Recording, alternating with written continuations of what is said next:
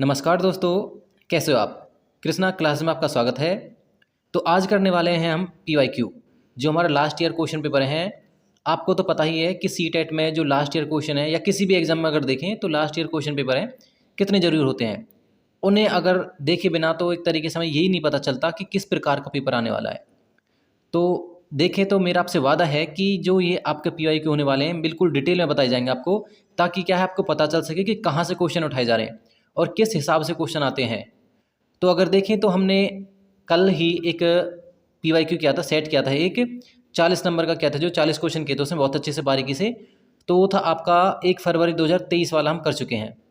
तो आज करेंगे हम 19 जनवरी 2023 में आया था जो आपका, क्योंकि हम क्या है पहले 23 के, 2023 के, फिर आपके 22 के, फिर 21 के, इस प्रकार से हम क्या है करेंगे। सभी के सभी सेटों को देखेंगे जो कितने, कोई से भी शिफ्ट में चाहे, सभी को एक तरीके से हम बारीकी से करने वाले हैं आज। तो आज करेंगे हम क्या है आपका 19 जनवरी वाला जो है आपका last year question paper solve करेंगे बिल्कुल बारीकी से। चलो तो बिल्कुल अब चलते हैं अपने क्वेश्चन की तरफ। और पहला क्वेश्चन हमारा, कौन मानता था कि हमारे कृत्य का परिणाम ही कर्म है। तो ये कौन मानता था कि जो हमारे कृत्य हैं, अगर कृत्य वर्ड का सब मतलब अर्थ देखें तो कृत्य मतलब होता वैसा तो कर्म ही होता है, परंतु इस विशेषण में देखें तो इसका मतलब होता है कर्तव्य। तो कौन मानता था कि हमारे जो कृत्य है का परिणाम ही कर्म है। तो वो मानते थे आपका महात्मा बौद्ध। महात्मा बौद्ध मानते थे ऐसा, इसलिए इसका ऑप्शन क्या हमारा बी हो जाएगा, बिल्कुल करेक्ट आंसर। चलते हैं अगले क्वेश्चन की तरफ।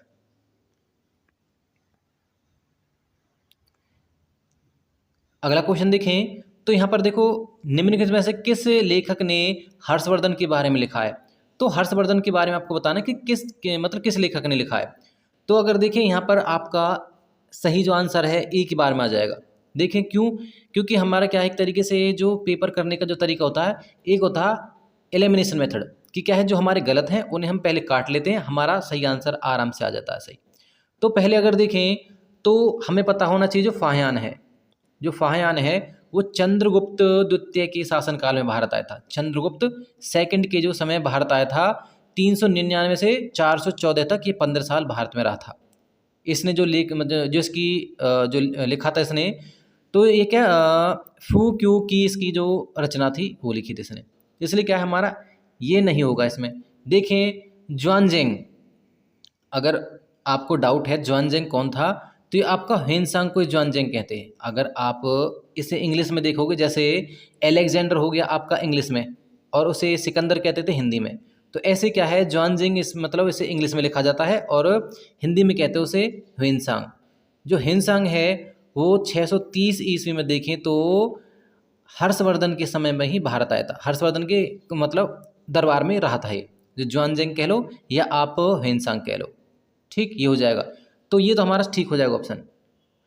देखो रवि कीर्ति, अगर देखें रवि कीर्ति कौन था तो इसके बारे में थोड़ा सा पता होना चाहिए। जो रवि कीर्ति था वो पुलकेशिन जो द्वितीय है उसका दरबारी कवि था, जिसने ऐहोल अभिलेख लिखा था। तो इसलिए क्या है अब यहाँ से देखो रवि कीर्ति का क्या मतलब है, तो क्या है जो आपका जो है पुलकेशिन द्वितीय है वो क्या है उसने हर्षवर्धन को हरा दिया था।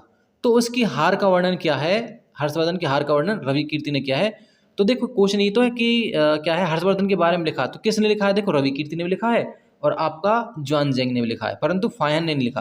क्योंकि फायन कैसे लिखता, फायन तो पहले ही एक तरीके से था इनसे पहले, ठीक, क्योंकि क्या है वो 399 है। और ये बात कब की है, ये बात अगर देखें 630 की बात है, यहाँ पर देखें तो 630 या उसके आसपास की बात देखेंगे तो पहले की 600 लग लगा 300 साल का डिफरेंस है। तो क्या है फायन यहाँ पर नहीं होगा।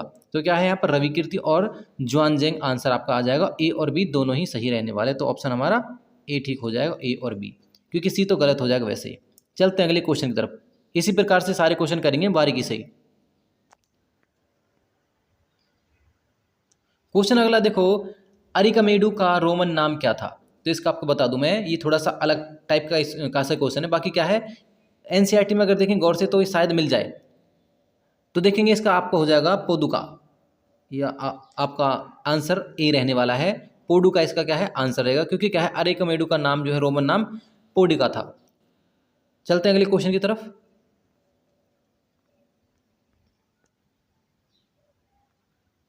देखेंगे यहाँ पर दो कथन दे रखे हैं।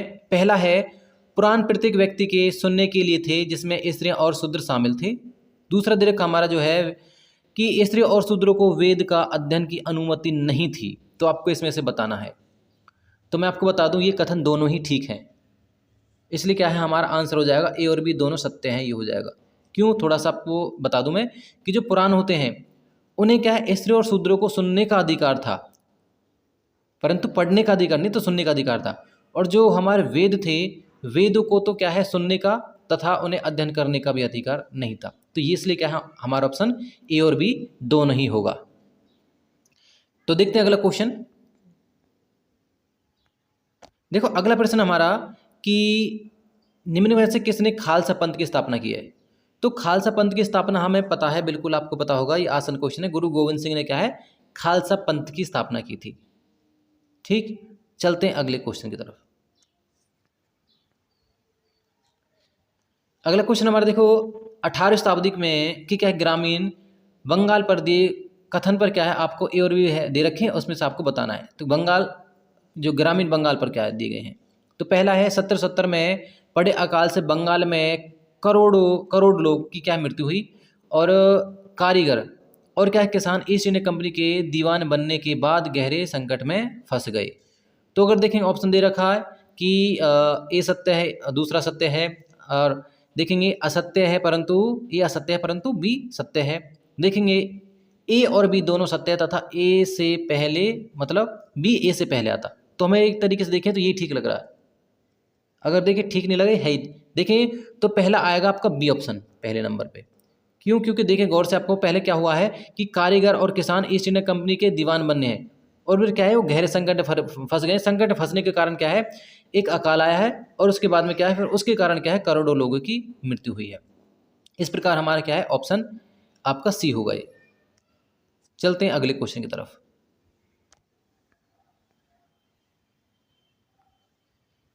अगला क्वेश्चन हमारा देखें ईस्ट इंडिया कंपनी के तहत काम करने वाले सिपाहियों में असंतोष क्यों फैलने के कारण बताने आपको।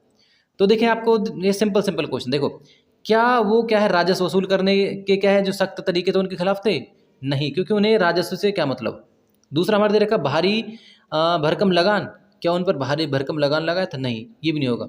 तीसरा हमारा ऐसा कानून बनाना जिसमें सेना में क्या है काम करने वाले को जरूरत पड़ने पर समुद्र पार भेजा जाता था। ये बिल्कुल ठीक है, क्योंकि क्या है सैनिकों को समुद्र पार भेजा जाता था। और अगर देखें तो उस समय पर जो भारतीय व्यक्ति ये सोचते थे कि समुद्र पार यात्रा करना हमारे धर्म के खिलाफ है, तो इसलिए क्या है हमारा ऑप्शन हो जाएगा सी। तो चलते हैं सी, मतलब एक तरीके से देखें तो यहाँ पर केवल सी हो जाएगा, सी ऑप्शन है, सी हो जाएगा। चलते हैं अगले क्वेश्चन की तरफ। देखिए तो यहाँ पर 1857 से बहुत सारे क्वेश्चन आते हैं। आप बिल्कुल 1857 की जो क्रांति उसे अच्छे से और बारीकी से पढ़ ले। बाकी मैंने भी आपको नोट्स में प्लस में क्या है आपको क्वेश्चन और आंसर फॉर्मेट में बहुत सारे क्वेश्चन आपको करा रखे हैं, तो आपने नहीं देखे तो बिल्कुल आप उन्हें भी देखें। हमारे जो 17 वीडियो हैं वो तो आपके नोट्स की हैं 6 से 8 तक की, और उसके बाद में क्या 10 वीडियो हमारी क्वेश्चन आंसरों की हैं। सीरियल वाइज बना रखे हैं क्वेश्चन आंसर हमने देखे, तो पहले हिस्ट्री, ज्योग्राफी, फिर पॉलिटिकल, इस प्रकार से क्या है हमने 10 वीडियो है हमारी, बिल्कुल उन्हें देख लें, आपका बहुत ही ज़्यादा मेहनत मिलने वाली है। चलते हैं अगले क्वेश्चन तरफ। देखो किन स्थानों पर क्या है सन 1857 में विश्वविद्यालयों की स्थापना मतलब की जा रही थी। तो कहाँ कहाँ पर देखेंगे कि 1857 में क्या है विश्वविद्यालयों की स्थापना की जा रही थी। तो अगर देखें तो यहाँ पर जो प्रेसिडेंसी शहर थे वो कौन कौन से अंग्रेजों के, आपको उसी से अंदाजा आ जाएगा। तो प्रेसिडेंसी शहर आपको बता दूं कलकत्ता, बॉम्बे और मद्रास थे, इसलिए क्या हमारा ऑप्शन ये हो जाएगा। यहीं पर क्या है फिर कॉलेजों की स्थापना भी की जा रही थी। तो चलते हैं अगले क्वेश्चन की तरफ।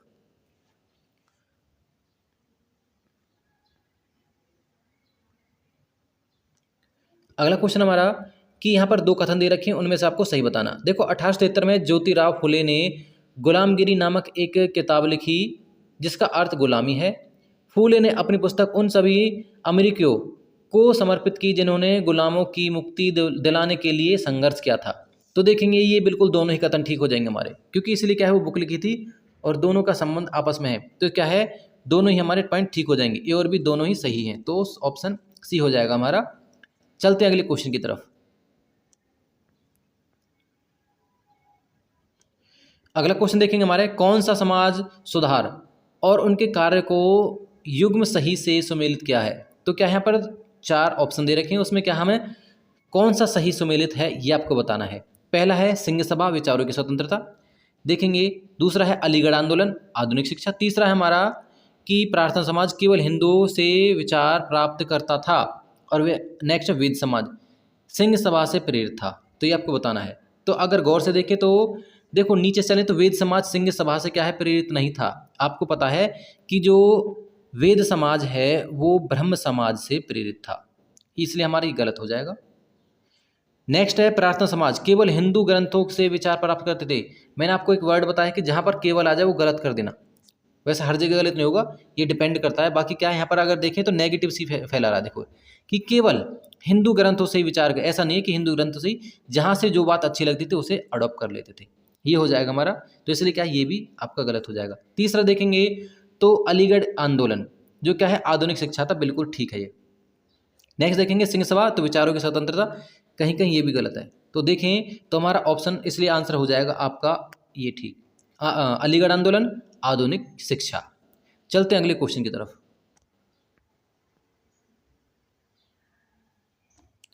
देखो अगला प्रश्न हमारा क्वेश्चन 41 है कि प्रथम विश्व युद्ध के दौरान एवं उसके बाद भारतीय उद्योग और व्यापार के संदर्भ में ए और बी का धंधे रखे आपको बताना है। युद्ध के दौरान भारतीय उद्योग का विस्तार हुआ, भारतीय उद्योग समूह विकास के लिए अधिक अवसर की मांग करने लगे, तो आपको बताना है। तो देखें ये भी क्या है, दोनों ही ठीक है।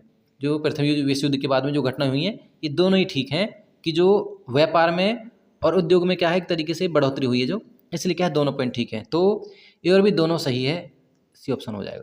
चलते हैं अगले क्वेश्चन की तरफ।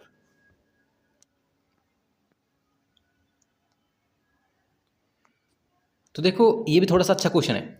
तो आपको बताना है कि इसमें क्या है 4 ऑप्शन दे रखे हैं, उसमें से क्या आपको डेट दे रखी है सामने, आपको मिलान करना है।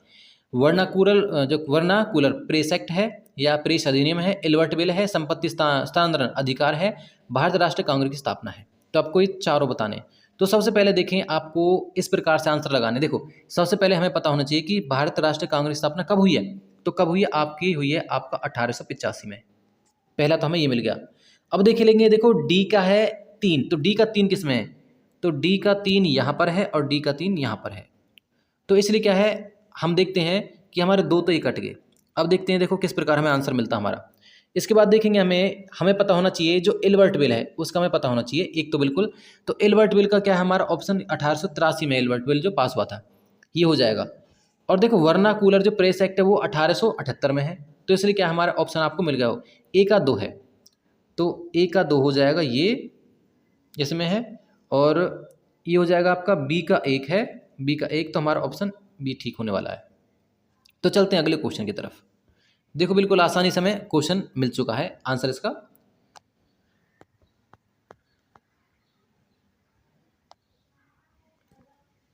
तो देखते हैं हमारा जो अगला क्वेश्चन है वो है, देखो कि यहाँ पर भी क्या है 2 कथन दे रखे हैं, आपको बताना है। देखो सार्वभौमिक वैश्विक अधिकार है को अपनाना जो हमारे संविधान की एक तरीके से विशेषता बतानी है। तो सब एक पहला पॉइंट है सार्वभौमिक वैश्विक मताधिकार को अपनाना, सेकंड है सभी नागरिकों को समान अधिकार, तीसरा है भारत के सबसे सामाजिक वंचित के लिए क्या है विशेषाधिकार। तो देखिए ये सारी की सारी विशेषता आपको बिल्कुल संविधान में देखने को मिलेंगी, इसलिए क्या हमारा सभी ठीक हो जाएगा, ए बी सी तीनों ही ठीक है इसमें। तो चलते हैं अगले क्वेश्चन की तरफ।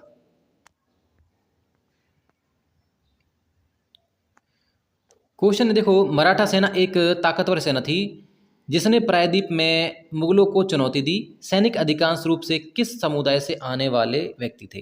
तो अगर देखिए आपने अगर मराठों के बारे में सुना हो या आपने पढ़ा होगा बिल्कुल जरूर, तो आपको क्या है पता होगा कि क्या है वो पेशवा तो नहीं थे, मतलब पेशवा तो थे परंतु क्या है एक पद था पेशवा। देखें तो क्या है चितवन ब्राह्मण ये भी नहीं थे, देशमुख थे क्या आपने देखें तो ये भी नहीं थे। तो इसमें क्या है कुणबी आ जाएंगे। अगर देखिए कुणबी क्या होगा, सॉरी, तो इसमें क्या है अपना कुणबी आ जाएगा। क्यों, देखिए तो इनकी जो मराठों की सेना थी वो किसान थे, किसानों को एक तरीके से अच्छे प्रकार से ट्रेंड किया था। ये वो किसान थे जो गतिशील किसानों का एक समूह था ये। देखें तो कुणबी तो जो था ज़्यादातर इसमें यही आ जाएंगे। वैसे चितपावन ब्राह्मण भी थे उनकी सेना में, और क्या है देशमुख भी थे, ये भी थे, और देखें पेशवा उनका हेड होता था। ये तीनों है अगर देखें तीनों ही, परंतु क्या इसमें पूछा है कि कि मतलब किस समुदाय से आने वाले थे जो सैनिक थे। अधिकांश सैनिक पूछा कि अधिकांश सैनिक किस समुदाय से थे। हमें वर्ड पकड़ना कि इसमें पूछा क्या है। अधिकांश सैनिक क्या है आपका कुनबियों से आते थे। आपका बिल्कुल ये ऑप्शन ठीक हो जाएगा। चलते हैं अगले क्वेश्चन की तरफ। अगला है कि यहाँ पर देखो निम्नलिखित ग्रहों में से कौन सा ग्रह अपने विशिष्ट लक्षणों से मतलब सुमेलित किया हुआ है। तो आपको सुमेलित देखना कौन कौन से हैं। बृहस्पति बाह्य ग्रह है, पृथ्वी नील ग्रह है, और शुक्र क्या है चट्टानों से बना है। तो देखेंगे आपको बता दूं मैं आपको, बिल्कुल सिंपल है। इसमें क्या है तीनों ही ठीक हैं। क्यों देखेंगे, बृहस्पति क्या है बाह्य ग्रह, बाह्य मतलब आपको पता होना चाहिए ये। देखें जैसे सूर्य है उसके अगर देखें तो जैसे बुध है, शुक्र है, फिर देखेंगे आपका पृथ्वी है, उसके बाद में क्या है मंगल है। जो हमारे चार ग्रह हैं इनके चारों के अंदर क्या एक तरीके से क्या है इस प्रकार एक रिंग बना हुआ है। कुछ जो छोटे छोटे देखें तो उपग्रह लगा लो, छोटे छोटे जो क्षुद्र ग्रह हैं, क्षुद्र ग्रह कहते हैं उन्हें, तो उनके एक रिंग सा बना हुआ है।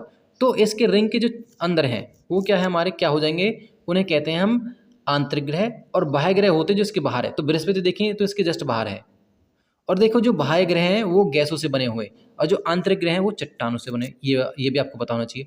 तो इस प्रकार क्या है, बृहस्पति हमारा बाह्य ग्रह है, बिल्कुल ठीक है। पृथ्वी का आपको पता नीला ग्रह है जो अधिकतर पानी की मात्रा होने के कारण, और जो क्या शुक्र ग्रह चट्टानों से बना है। मैंने आपको बताया चारों ग्रह क्या है ये चट्टानों से बने हुए हैं, इसलिए क्या है ठोस है ये। परंतु क्या है जो बाह्य ग्रह हैं वो गैसों से बने हुए हैं। तो इसलिए क्या है हमारा ऑप्शन हो जाएगा सारे के सारे ठीक है। चलते हैं अगले क्वेश्चन की तरफ। देखो निम्न से कौन सा भ्रंशोत पर्वतों का उदाहरण है। जो भ्रंशोत आपको पर्वत है जो उसका आपको उदाहरण बताना है। तो देखेंगे आपको ऑप्शन मतलब बताते चलते हैं और उसके आंसर बताते चलते हैं। देखो आप अगर देखें अरावली, अरावली एक तरीके से देखें तो इसका ऑप्शन ये भी नहीं होगा। क्यों, क्योंकि हमें पता है जो अरावली पर्वत है वो क्या है अवशिष्ट पर्वत का उदाहरण है। इसलिए क्या हमारा ये भी गलत हो जाएगा क्योंकि अरावली अवशिष्ट पर्वत का उदाहरण है। हिमालय देखें तो हिमालय हमें पता बिल्कुल वलित पर्वत का उदाहरण है, तो ये भी गलत हो जाएगा। अरावली अवशिष्ट है, हिमालय वलित है। देखेंगे और इसमें देखो एक हो जाएगा वोशेज। देखें तो ये ठीक होगा हमारा वोशेज, हमारा इसका भ्रंशोत पर्वत है। देखेंगे जो है अपलेशियन, तो अपलेशियन आपका हो जाएगा ये है आपका तलछट का उदाहरण है। इसलिए क्या तलछट पर्वत एक तरीके से ये भी हमारा गलत हो जाएगा। इसका आंसर रहेगा हमारा सी। तो चलते हैं अगले क्वेश्चन की तरफ।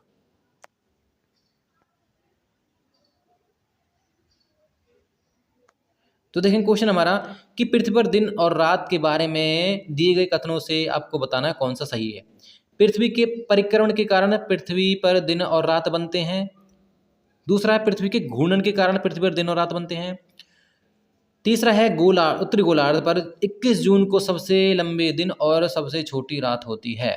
तो देखिए आपको जो दिन और रात बनते पहले आपको उसका देखना है कि दिन और रात हमें पता है कि घूर्णन गति के कारण बनते हैं, घूर्णन गति के कारण, ना कि परिक्रमण गति के कारण। इसलिए क्या हमारा ये तो गलत हो गया। देखिए तो सब में आपको कॉम्बिनेशन दे रखा 1 2 1 2 का, आपको आंसर मिल जाना चाहिए वैसे, क्योंकि ये क्या है इसके कारण बनते हैं। तो इसलिए क्या बी और सी हो जाएंगे हमारे, वैसे भी बी और सी।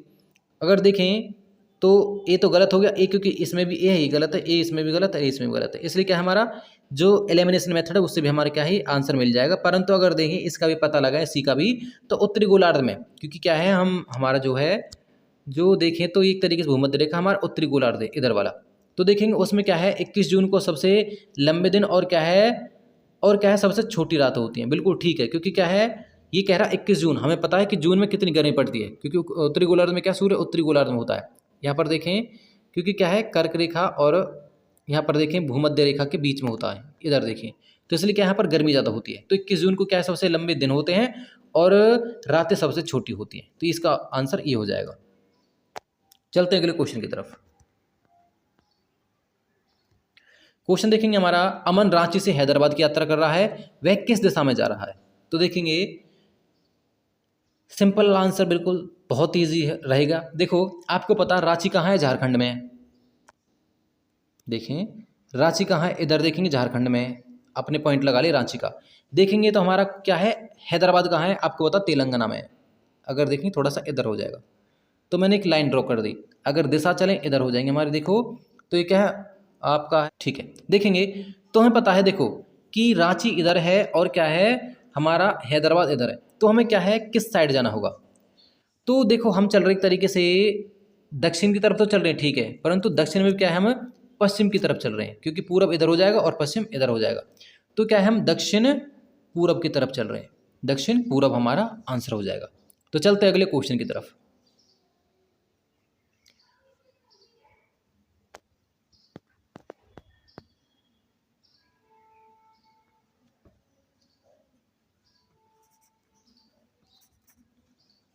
देखो क्वेश्चन है, पृथ्वी के करोड़ की सबसे आंतरिक परत खालिस्तान से बनी है, तो किससे बनी। देखो सिलिका व एल्यूमिनियम से, सिलिका व मैग्नीशियम से, निकल व आयरन से, निकल व मैग्नीशियम से। तो हमें पता होना चाहिए क्या है कि निकल और आयरन से बनी है। आपका आंसर हो जाएगा निकल और आयरन, जिसे हम क्या है नीफे कहते हैं, NI और F और E, इसे हम नीफे कहते हैं। तो नीफे है निकल और फेरस जिसे कहते हैं, जिसे आयरन है। ये क्या है हमारा ऑप्शन हो जाएगा। तो ये क्या है निकल और आयरन से बनी है।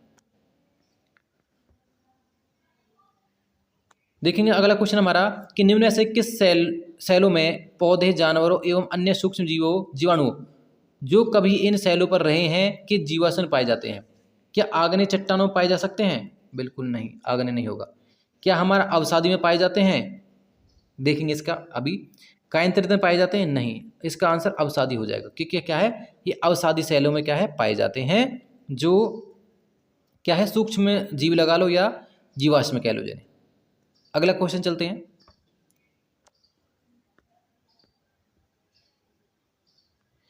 अगला क्वेश्चन देखो, सेल के बारे में दिए गए कथनों पर विचार करना है।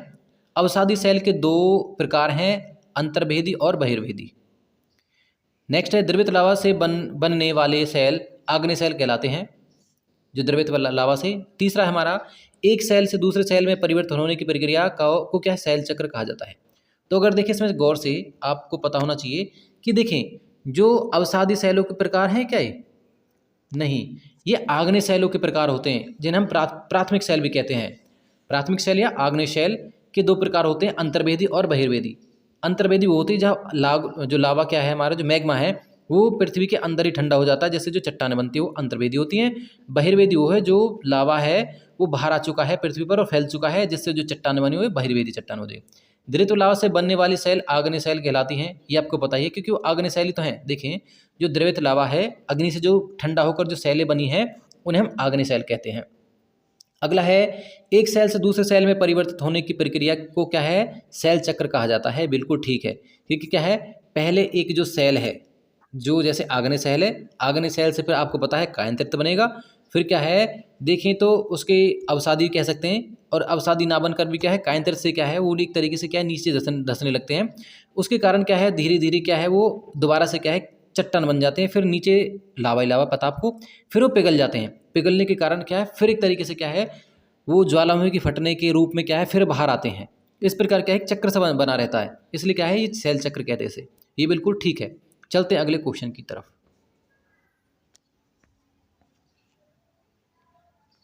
अगला क्वेश्चन देखेंगे हमारा कि पवनों के बारे में दिए गए कथनों पर आपको विचार करना है। देखो पवन का नाम उसके मतलब जाने की दिशा के आधार पर निर्धारित होता है। आपको पता है कि पश्चिम से आने वाले पवन को क्या है पश्चिमी या पछुआ पवन कहते हैं।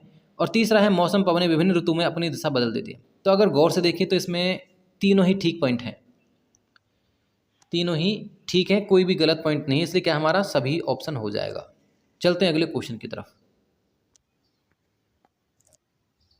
अगला क्वेश्चन देखेंगे हमारा कि वायु दाब से संबंधित कथनों को पढ़िए तथा उत्तर देना आपको। देखते हैं अगले पहला है हमारा कि चांद पर वायु नहीं है अतएव वहां वायु दाब भी नहीं है। पहला हो गया वायुमंडल में वायु दाबांतर तापमान में भिन्नता के कारण होता है। देखते हैं अगला वायु दाब सदैव उच्च दाब से निम्न दाब की ओर गमन करती है। तो देखते हैं आंसर इसका। तो देखिए इसका आंसर हमारा गलत है, बी और सी ये दोनों हो जाएंगे। बी और सी देखें कहाँ बी और सी सत्य है। क्यों पहले सत्य क्यों ये देखते हैं कि वायु दाब में क्या है वायुमंडल में वायु दाबांतर तापमान में भिन्नता के कारण होता है। आपको पता है कि जहाँ तापमान ज़्यादा होगा वहाँ क्या है वायु दाब भी कम होगा, जहाँ जो है वायु तापमान ठंडा होगा, वहाँ पर क्या है वायु दाब थोड़ा सा अधिक होगा, क्योंकि क्या है गर्मी में देखेंगे तो वहाँ से क्या है गर्म होकर हवा हवा क्या है ऊपर उठ जाती है, जिसके कारण क्या है वहाँ पर वायु दाब कम लगता है। देखें तो पहला पॉइंट गलत क्यों, पहले इसको देख लें कि चांद पर क्या है वायु नहीं है, ठीक है, परंतु क्या है वहाँ पर वायु दाब भी नहीं है, ऐसा नहीं, बिल्कुल वायु है। वायु मतलब वहाँ पर कुछ गैसें हैं, जैसा हाइड्रोजन है और हीलियम है, कुछ इस प्रकार की क्या है वहाँ पर गैसें हैं। वहाँ पर क्या है जो वायु दाब है बहुत ही कम है, देखें तो 2.96 गुना 10-15 इतना अगर करेंगे तो लगभग लगभग थोड़ा सा ना के बराबर ही है वैसे तो, बाकी क्या फिर भी वायु दाब है, इसलिए क्या हमारा ऑप्शन ये गलत हो जाएगा, क्योंकि वायु दाब बिल्कुल नहीं है, ऐसा नहीं है, थोड़ा बहुत वायु दाब वहाँ पर भी लगता है, परंतु क्या है ये दोनों ठीक हो जाएंगे। वायु दाब सदैव उच्च दे आपको पता ही है, ये मैंने आपको नोट्स में अच्छे से करा रखे हैं कि जो क्या है जो उच्च से निम्न दाब की ओर चलता है, ये आपको पता होना चाहिए। चलते हैं अगले क्वेश्चन तरफ।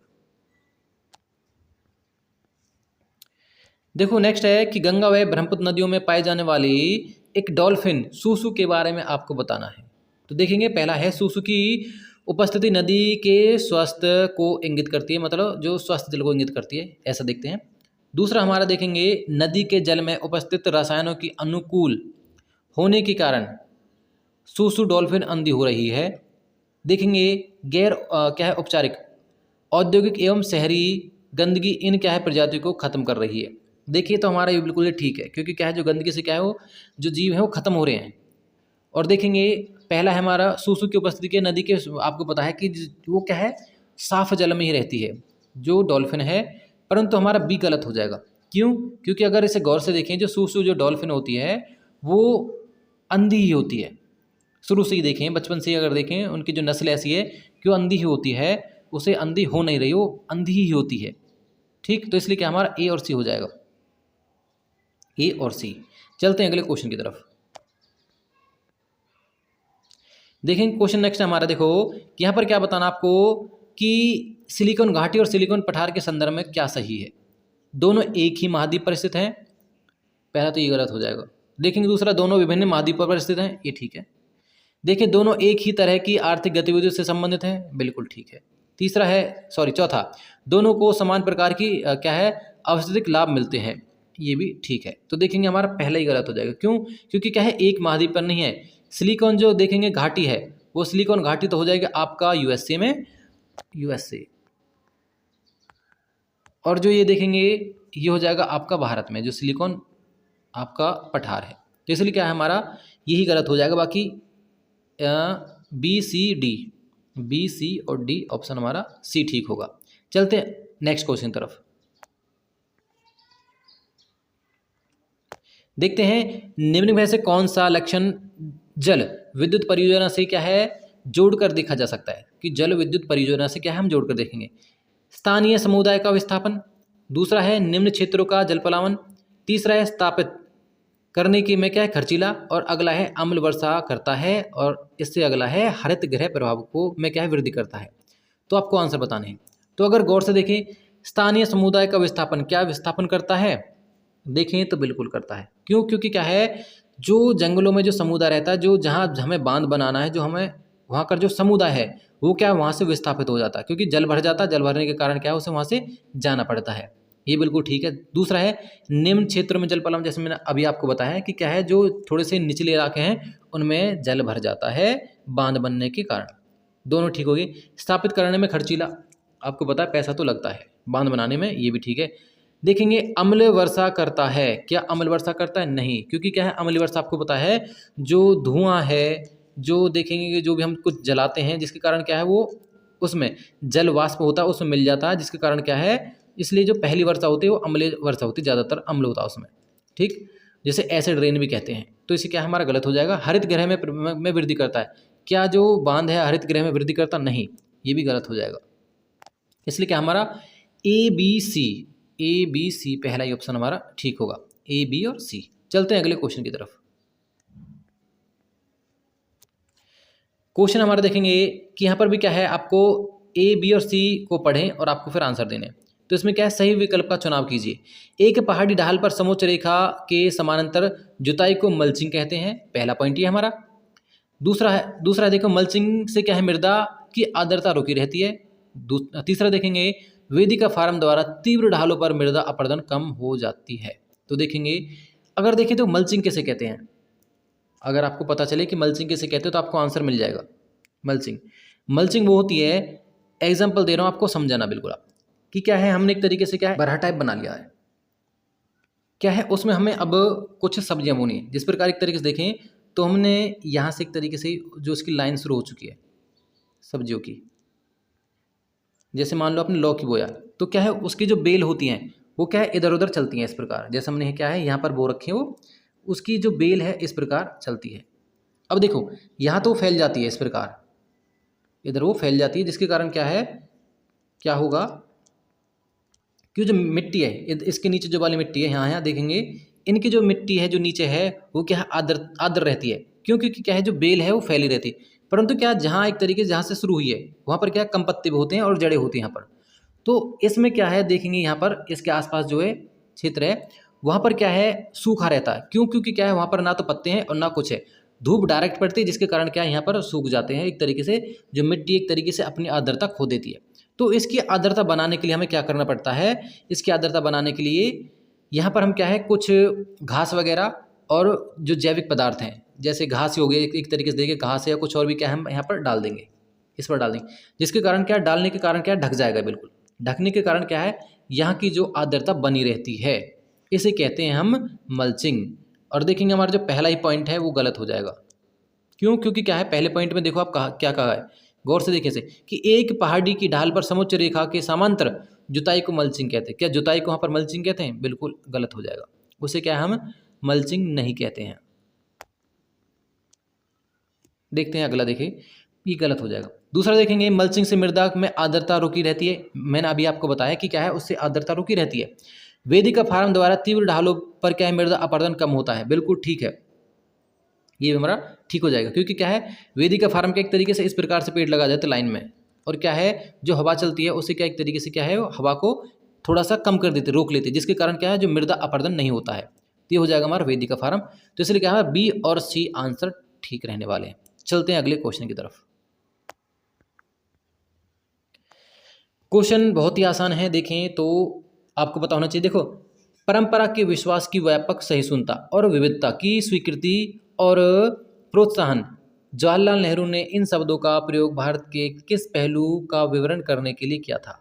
तो ये हो जाएगा हमारा आंसर, इसका अनेकता में एकता आपका आंसर हो जाएगा, क्योंकि क्या है अनेकता में एकता के लिए नेहरू जी ने वर्ड कहे थे। चलते हैं अगले क्वेश्चन की तरफ। क्वेश्चन है दलित शब्द का शाब्दिक अर्थ क्या है। तो दलित का आपको एनसीईआरटी में दे रखा, इससे भी आसान कोई क्वेश्चन नहीं हो सकता। वैसे तो आप अगर देखें जहाँ दबा हुआ या दबाया हुआ या तोड़ा हुआ ये वर्ड आ जाए तो वही आपका आंसर होने वाला है। दबा हुआ, कुचला हुआ, तोड़ा हुआ, मरोड़ा हुआ, इस प्रकार के वर्ड आ जाए तो क्या है ये दलित शब्दों के लिए क्या है अर्थ, ये क्या है शाब्दिक अर्थ है। चलते हैं अगले क्वेश्चन तरफ। देखेंगे घरेलू हिंसा से महिलाओं को क्या संरक्षण वाला अधिनियम कब पारित हुआ था। तो कब पारित हुआ है आपको देखें तो बताने की जरूरत नहीं है, क्योंकि ये अब समझाने वाले क्वेश्चन नहीं है।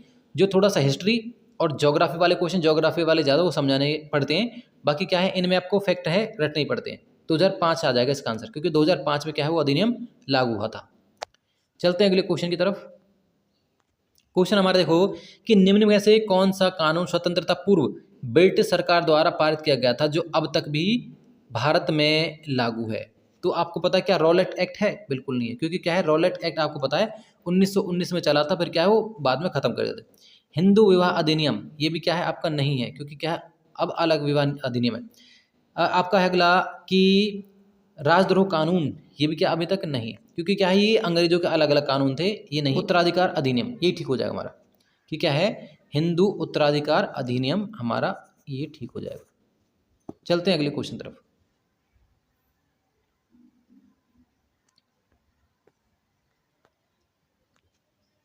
देखते हैं अगले क्वेश्चन जो हमारा है कि देखो लोग स्थायी और क्या है नियमित नौकरी को प्राथमिकता क्यों देते हैं, आपको बताना है। स्थायी और देखें तो नियमित नौकरी का मतलब अगर देखें यहाँ पर तो गवर्नमेंट ही हो जाएगा। वैसे प्राइवेट में भी सेक्टर में भी एक तरीके से स्थायी और जो है आपका नियमित नौकरी, बाकी क्या है हम तो ज़्यादातर गवर्नमेंट को ही, क्योंकि आप गवर्नमेंट तैयार कर रहे हो तो आपको क्या है गवर्नमेंट के हिसाब से सोचना है और तभी आपको आंसर देना, आपको आंसर मिल जाएगा यही सोचकर। देखो वे उम्मीद रखते हैं कि उनकी नौकरी लंबे समय तक चलती रहे, भाई अगर आप गवर्नमेंट जॉब लग जाते हो तो आप उम्मीद करोगे कि हमारी नौकरी लंबे समय तक चलेगी। एक तो ये पॉइंट हो गया हमारा जो गवर्नमेंट जॉब प्राप्त करने का। दूसरा है उन्हें साप्ताहिक व राष्ट्रीय पर्वों पर अवकाश क्या छुट्टी मिलती है, ये भी हो गया आपका सही है बिल्कुल। उन्हें चिकित्सा लाभ प्राप्त होता है, आपको पता ही क्या है, हमें मेडिकल जो है मिलता है वो भी। तो क्या है हमारा हो जाएगा आपका, तीनों ही ठीक हो जाएंगे, ए बी सी सभी ठीक है। तो क्या है ये आंसर होगा हमारा। चलते हैं अगले क्वेश्चन की तरफ। देखते हैं अगला क्वेश्चन हमारा कि आपको कॉल सेंटर के में क्या है रोजगार के संदर्भ में आपको बताना है। कॉल सेंटर में काम करना रोजगार का एक परंपरागत क्षेत्र है। अगर देखेंगे तो हमारा ऑप्शन आप मिल चुका है, क्योंकि क्या परंपरागत में नहीं आएगा, ये आपका गैर परंपरागत क्षेत्र में आता है। कॉल सेंटर एक क्या है केंद्रित दफ्तर है जहां एक ही जगह पर उपभोक्ता की वस्तुओं एवं सेवाओं से संबंधित समस्या और सवालों से संबंधित जानकारी दी जाती है। बिल्कुल सही, आपको कॉल सेंटर भी तो होता है। देखेंगे अगला हमारा कंपनी भारत में अपना कॉल सेंटर खोलती हैं क्योंकि यहाँ अंग्रेजी बोलने वाले और क्या है कम वेतन पर क्या है काम करने वाले लोग आसानी से मिल जाते हैं। बिल्कुल ठीक बात है, क्योंकि क्या है इसलिए क्या है यहाँ पर जो विदेशी जो कॉल सेंटर यहाँ पर खुले हुए हैं इसी का कारण मतलब यही है, क्योंकि यहाँ पर क्या है सस्ते मजदूर मिल जाते हैं। तो इसलिए ऑप्शन हमारा हो जाएगा बी और सी। बी और सी ऑप्शन हमारा ठीक होगा। चलते हैं अगले क्वेश्चन की तरफ। देखेंगे वर्ष 2008 में या नेपाल में किस तरह का क्या है परिवर्तन आया। तो हमें पता है कि 2008 में क्या है वहां पर राजतंत्र से लोकतंत्र आ चुका था, राजतंत्र से लोकतंत्र बन चुका था। इससे पहले देखेंगे तो 1992 लगभग 92 की बात है, तो वहाँ पर क्या है लोकतंत्र बन चुका था, परंतु फिर क्या है फिर वहाँ पर एक तरीके से राजतंत्र आ चुका था। 2005 से 2008 तक फिर राजतंत्र रहा था। 1992 में वहाँ पर क्या एक तरीके से फिर दोबारा एक तरीके से लोकतंत्र, पहले लोकतंत्र आया था, पहले राजतंत्र था 1992 से पहले। 1992 से 2005 तक देखें तो वहाँ पर फिर राजतंत्र बन चुका है। और उसके बाद में क्या है 2008 तक फिर देखेंगे, उसके 8 के बाद में क्या है फिर राजतंत्र से लोकतंत्र बना। 2005 से 8 तक फिर राजतंत्र रहा था देखेंगे तो 1992 से लेकर 2005 तक लोकतंत्र रहा था। 2005 के बाद देखें तो 8 तक क्या है राजतंत्र बन चुका था। फिर दोबारा से क्या है राजतंत्र से फिर क्या है 2008 के बाद में फिर लोकतंत्र बन चुका था। इस प्रकार थी नेपाल की स्थिति। चलते हैं अगले क्वेश्चन तरफ। देखो संविधान के किस भाग को भारतीय संविधान का अंतरात्मा कहा माना जाता है। ये बहुत ज़्यादा इंपॉर्टेंट क्वेश्चन है और बार बार आता है। देखिए तो आपको इसका आंसर पता होना चाहिए, क्योंकि मैंने नोट्स में बताया था आपको, क्वेश्चन आंसर कराए थे तब भी बताया था आपको। ये सबसे इंपॉर्टेंट पॉइंट है। तो देखेंगे तो जो हमारे मौलिक अधिकार है उन्हें क्या है संविधान की अंतरात्मा कहा जाता है। ये हमारा ऑप्शन होगा। चलते हैं अगले क्वेश्चन की तरफ।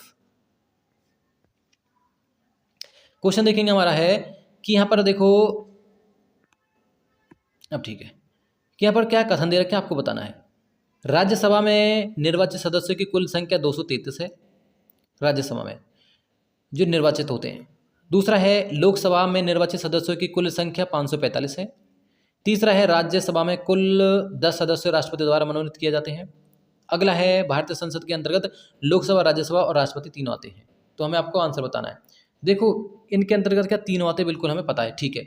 राज्यसभा में क्या है 33 होते हैं और एक तरीके से क्या है वहाँ पर 12 क्या है मनोनीत किए जाते हैं। ऐसे पर करके क्या कितने हो जाते हैं हमारे 245 हो जाते हैं, ये भी ठीक है।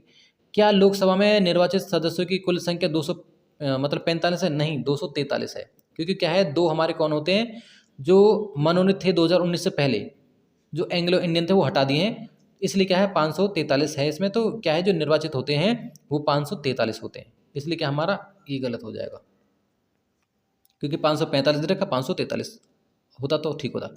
राज्यसभा में कुल 10 सदस्य है, 10 थोड़ी यहाँ पर देखेंगे तो आपको 12 आ जाएगा कि 12 सदस्य क्या है आपको राष्ट्रपति द्वारा मनोनीत किए जाते हैं, इसलिए क्या है हमारा ये भी गलत होगा। तो हमारे ए और डी ऑप्शन होगा, ए और डी हमारा हो जाएगा। ए और डी देखेंगे तो यहाँ पर है। चलते हैं अगले क्वेश्चन की तरफ।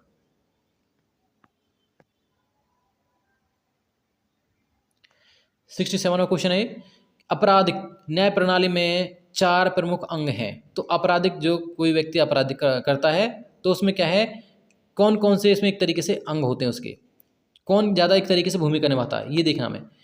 पुलिस, बचाव पक्ष के वकील, सामाजिक कार्यकर्ता। तो अब देखें हम यहीं से एक तरीके से आपको सॉल्यूशन देते चलेंगे।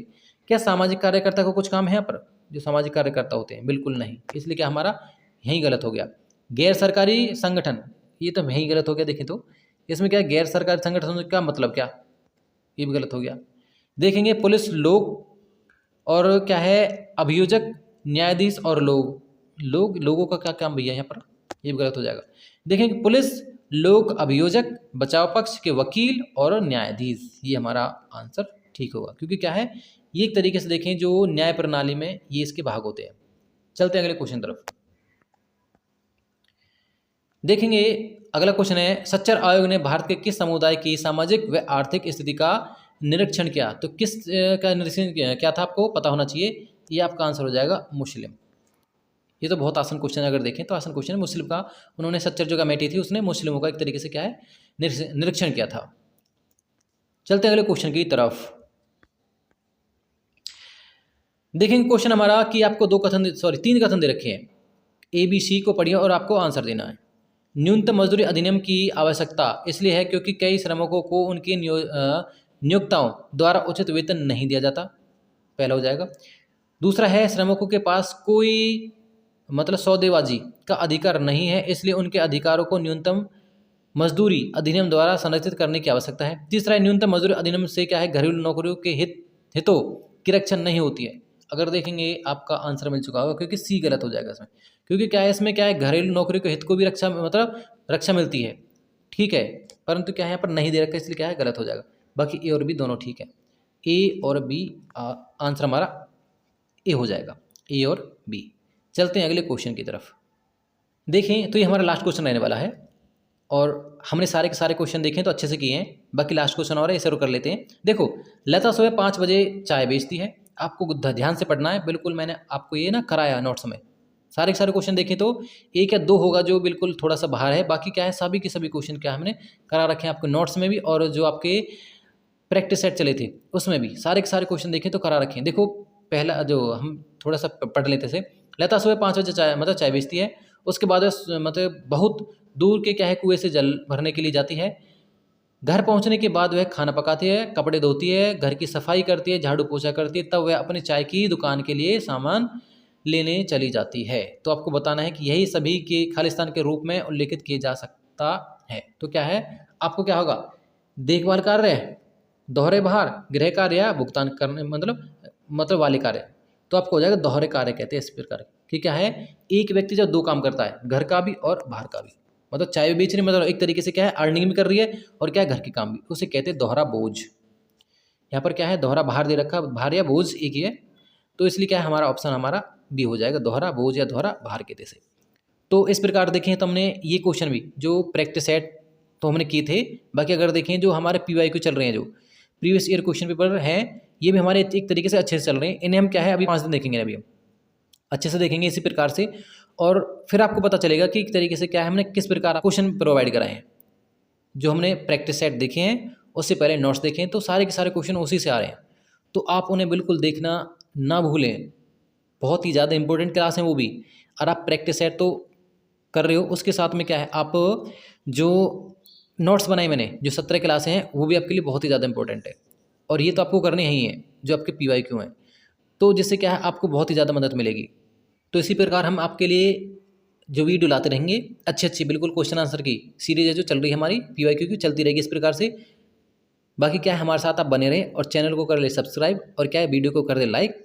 और अब चलते हैं, बिल्कुल कल करेंगे इसी प्रकार के हम क्वेश्चन, जो हमारे 40 क्वेश्चन रहने वाले, उसके बाद करेंगे हम पेडागोजी के क्वेश्चन जो 20-20 होते हैं। 5 या 6 आपके पेपर उठाएंगे, और क्या है एक साथ सभी के क्वेश्चन आंसर कर देंगे, तब कि क्या है आपको एक ही साथ सारा का सारा समझ में आ जाए। तो तब तक के लिए धन्यवाद।